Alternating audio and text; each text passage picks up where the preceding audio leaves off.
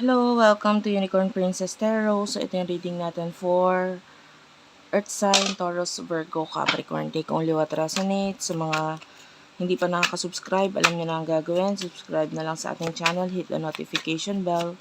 Ma-appreciate ko lahat ng likes, comments, and shares. If you want, pwede kang magpa-personal reading. Don't forget, follow mo na rin ako dyan sa Facebook page namin. Madam P, TikTok shop namin, Unipree. Ayan, soon may mga available tayong mga crystal spheres like this one. Yung mga crystal ball natin yan, magiging available yan doon sa ating TikTok shop. Be sure to check it out. Ganda yan, protection and to invite luck, abundance in your life. And to your home, to your family, yun yung tulong niya. Anyway, let's start. Kukunin ko na yung mga card na kakailanganin ko for your reading, ha? Knight of Cups, Page of Cups, the person that you're dealing with, Nine of Swords, Ace of Pentacles, emotions, punta natin yung emotions ninyo sa isa't isa. Three of Wands,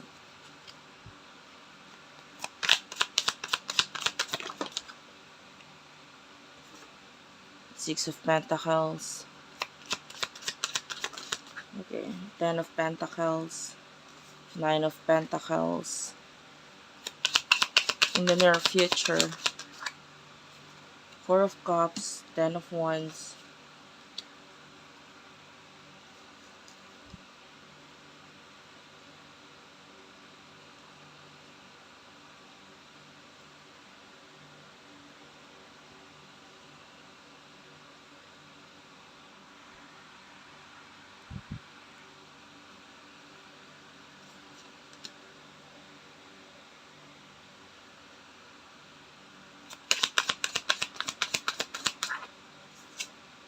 the Hermit, and Death card. Bottom of the deck is a Seven of Wands. Okay.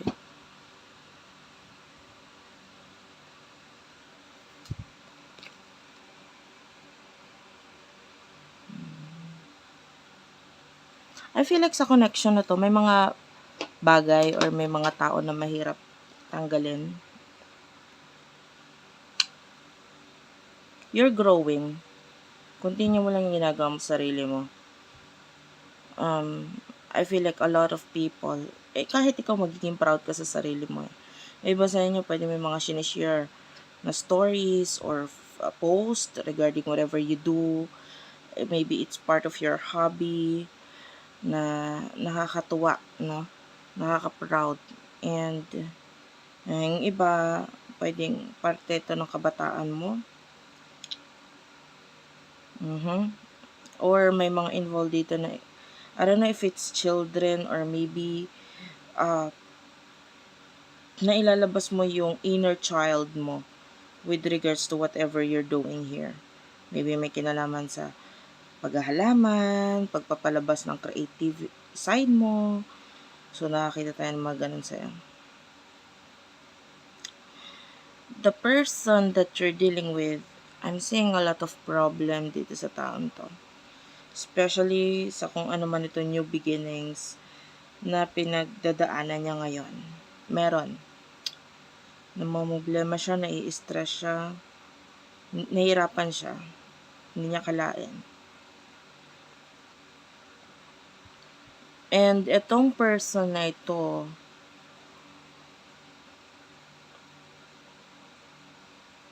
it could be a past person or a new person, it doesn't matter.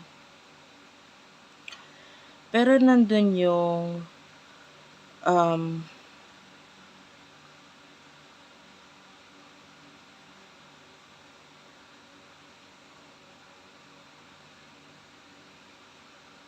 focus kasi niya money sa ngayon.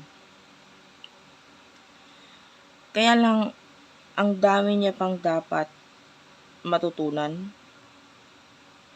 with regards to that. And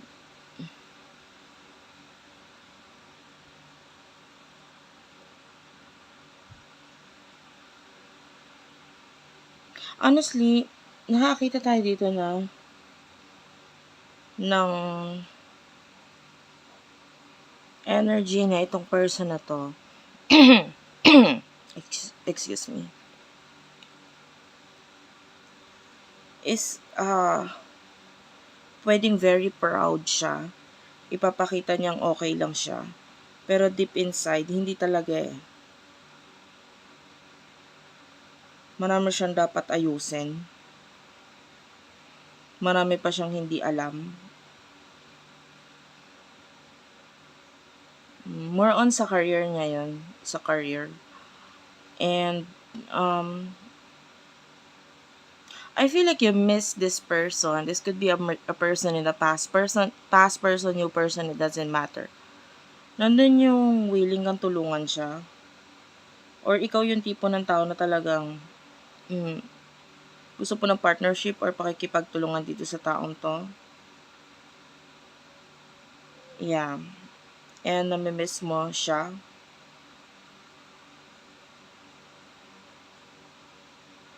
Well, yung person na kakonect mo is wishy-washy kasi siya pagdating sa iyo eh. May times na gusto niya or gusto ka niya. May times na parang wag na lang kaya. Parang ganon. And some of you, pwedeng naging ganon ka rin sa kanya. Pero ngayon kasi may mga ibang focus ka na sa buhay mo. Kaya parang hindi mo na masyadong pinapansin yung connection ninyo. Whether meron or wala, it doesn't matter anymore. Pero nandun yung namimiss mo yung tao. Kasi, kung hindi man yung relationship, connection ang namimiss mo sa inyong dalawa, maybe friendship, or basta yun, nandyan lang siya sa buhay mo. Parang ganun, nakakamiss yung part na yun. In the near future, the Four of Cups, I can see an offer in the near future, pero nandun yung pag-aalangan mo to accept this offer. Kasi masyado ka ng maraming pinagkakaabalahan sa buhay, alam mo yun. Parang a lot of you are really busy in life. Tapos may offer tayong nakikita dito. And I feel like it has something to do with, it's a very special offer. It's an offer na para sa'yo lang talaga. And part of you wants this. Pero nandun yung hindi ka pa kasi clear kung anong gusto mo. Kung gusto mo ba talagang i-accept or hindi itong offer na to. But there's a particular offer na paparating sa'yo. And this offer, honestly, kasi ang advice naman is, di ba, ayusin mo yung sarili mo. Yun ang advice dito. Pero kung alam mong okay ka na, parang you no longer need this thing, pwede lang siyang pahapyaw-hapyaw or parang okay lang siya paminsan-minsan. Kasi it's fun. Then might as well try na lang, 'di ba? Pero kung itong offer na to is something na magko-cost talaga ng time mo, which is marami ka ng obligasyon, marami ka talagang dapat gawin na, or meron ka ng mga ginagawa ngayon and it's too much to handle or to add more. And then of course, it's okay to say no. Yun lang yun. Kung ano man yung offer na yun, which is maganda naman yung offer. Regarding sa love, unfortunately, wala tayong nakikitang this is a love reading. And with regard sa person, sa connection mo with this person, and pagdating sa love, overall, wala tayong nakikitang anything na mababago pa in the near future for you. Kasi mas nakikita natin dito,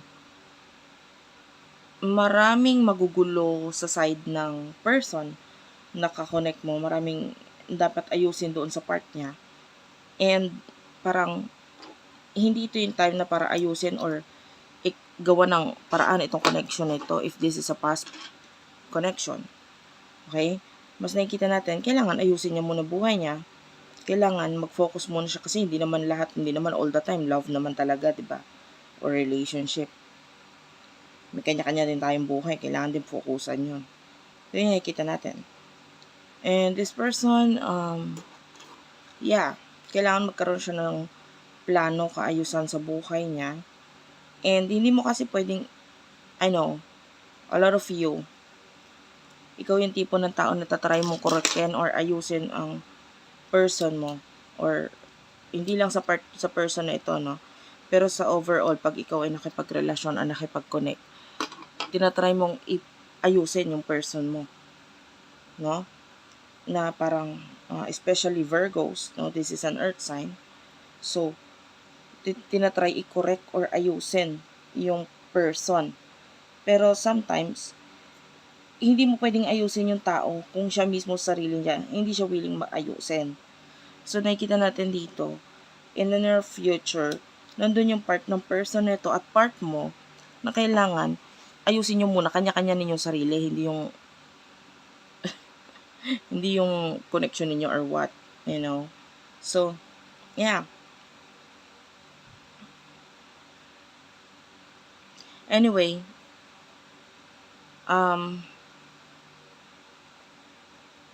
I do feel like a lot of you is natutunan na yung art ng uniqueness, yung pagiging unique. I love that. May kanya-kanya tayong talento, skills, itsura, ayan. And yung iba sa inyo kasi, nakakuha ko ng in the past, nandun yung lagi mo tinitignan yung iba, yung kaya nilang gawin, na parang ang galing nila, ganito ganyan. Pero ngayon, na-realize mo, ay hindi, may sarili akong galing, may sarili akong alam, may sarili akong talent. And nailalabas mo yon. So ngayon, na-appreciate mo ngayon yung sarili mo the way you are, kung gaano ka ka-unique, at nakikita natin mas magbubunga ito para sa'yo. So wag mong pangarapin na maging katulad ka ng iba kasi iba ka sa kanila. And yung iba natututunan na yon, nakikita na yon. So I really do love kung paano mo na i-embrace itong uniqueness sa sarili mo. And soon enough, mas magbubunga pa yan lalo sa'yo, no? Ilabas mo lang yung creativity mo, skills mo, sarili mo. Huwag kang gumaya sa iba, huwag mong tignan sila kung ano ginagawa nila. Whether ito is sa career, sa business, or whatever. No? Yeah. So that's it for now. Thank you for watching. I love you all and bye-bye.